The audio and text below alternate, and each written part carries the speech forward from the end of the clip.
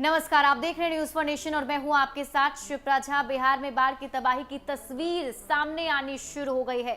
जी हां, कोसी नदी ने विकराल रूप धारण कर लिया है और कोसी के सटे हुए जो इलाके हैं वहां पर पानी घुस चुका है।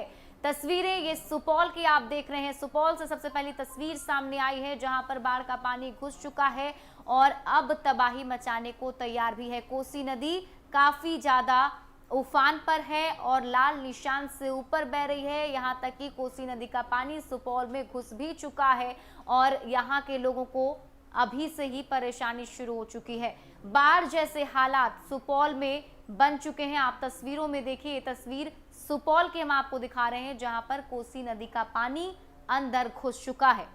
मालूम हो कि आज सुबह कोसी बराज से 2,71,000 क्यूसेक पानी छोड़ा गया है, जिस वजह से अचानक कोसी नदी के जलस्तर में वृद्धि होने के कारण माल मवेशियों को अपने चपेट में लेना शुरू कर दिया है।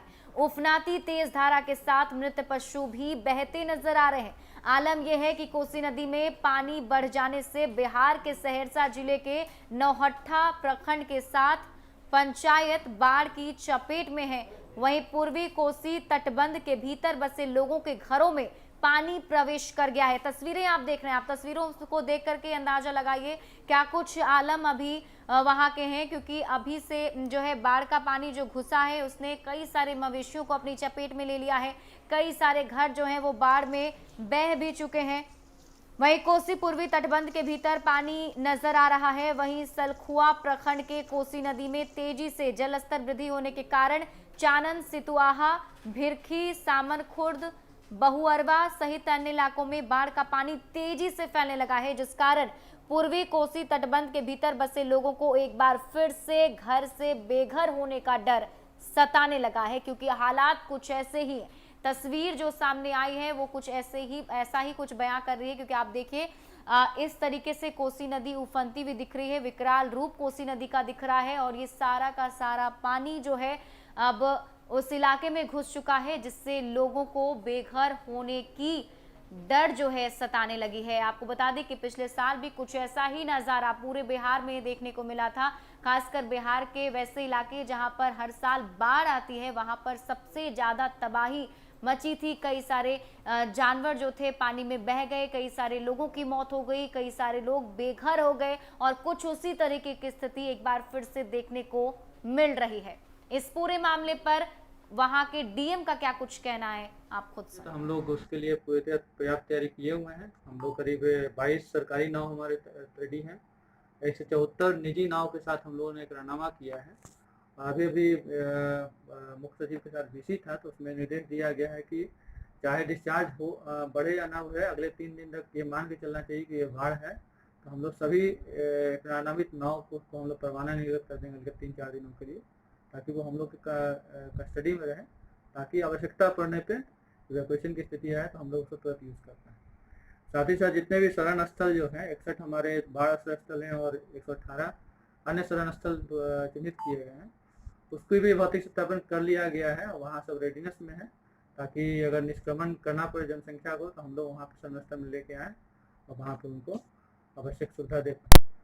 जहाँ तक तटबंधों का सवाल है तो तटबंध हमारा 72 किलोमीटर से लेके 125 तक पूर्वी कोसी तटबंध है।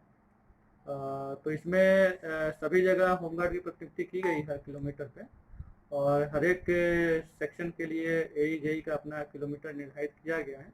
तो सभी लोग अलर्ट हैं। एक संवेदनशील पॉइंट, जो अति संवेदनशील पॉइंट कहेंगे 78.3, वहाँ पे हर साल बाढ़ निरोधात्मक कार्य की जाती है। वहाँ पे कोसी का जो मूवमेंट है काफ़ी पानी घूम रहा है वहाँ पे, तो डिस्चार्ज धीरे धीरे कम हो हुआ है। तो अभी 1,33,000 हुआ था। जब भी डिस्चार्ज कम होता है तो कटाव की स्थिति आ जाती है, तो वो पॉइंट हमेशा वल्नरेबल रहा था। लास्ट ईयर भी काफ़ी फ्लड फाइटिंग करना पड़ा था, इसलिए 7 जुलाई की सुबह में वहाँ पे जो MC बैक्ट वो सेटल कर गया था, नीचे कटाव का है, उसको युद्ध स्तर पे फ्लड फाइटिंग करके रिस्टोर कर दिया गया है। सुबह भी थोड़ा सा सिंकिंग हुआ है, उसको भी तुरंत रिस्टोर कर दिया गया। हमारे इंजीनियर वहीं पे बिल्कुल रह रहे हैं, कैंप कर रहे हैं और किसी भी आपात स्थिति में हम लोग फ्लड फाइटिंग के लिए तैयार हैं। साथ ही साथ जितने भी किलोमीटर हैं हर एक डिस्टेंस पे कुछ डिस्टेंस पे सैंड बैग्स वगैरह रखा हुआ है ताकि आवश्यकता पड़ने पर सैंडबैग को हम लोग बाद में उतरते कार्य में हम लोग और जोर से पानी आबि गले है ना, बहुते पहले कोसी के पानी रात 12 बजे से आबि गले है ना। हमरा आर के कोई व्यवस्था नहीं है ओहि पार जाके, खाना पीना सब भूखले छियै, खाना पीना आर के कोई व्यवस्था नहीं है। बहुत चलि एले है, केना से ओहि पार टपबे, कोई व्यवस्था नहीं है। कल सब डूबि गले हैं, चूल्ही आर सब डूबि गले है ना, केना खाना बना के खेबे, ओहि पार जाके कोई व्यवस्था नहीं है। सरकार कोई राहत नहीं क्या रहे है अभी तक। कविता कुमारी, घर पहाड़पुर।